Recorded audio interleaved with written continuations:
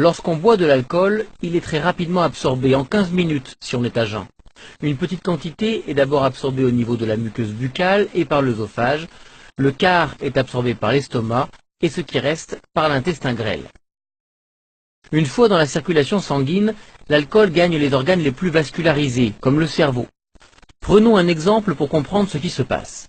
Quand nous sommes stressés, il existe un mécanisme naturel qui va nous calmer. Vous allez voir deux neurones et leurs synapses, l'espace qui les sépare. Le neurone de droite doit dire au neurone de gauche de se calmer. Pour cela, il va produire un messager chimique en blanc. Ce neurotransmetteur se fixe sur les petits canaux pour les ouvrir. Cela permet au chlore, en bleu, de rentrer dans ces canaux et de calmer l'activité du deuxième neurone. Le cerveau se calme. Quand on consomme de l'alcool en rouge, il se fixe sur les canaux et les ouvre davantage et plus longtemps. Il y a donc plus de chlore qui entre dans le neurone et son activité est encore davantage ralentie. Le temps de réaction est donc augmenté, la concentration et l'acuité visuelle sont diminuées, le champ visuel se rétrécit. À long terme, la consommation chronique d'alcool dégrade la fonction de différents organes.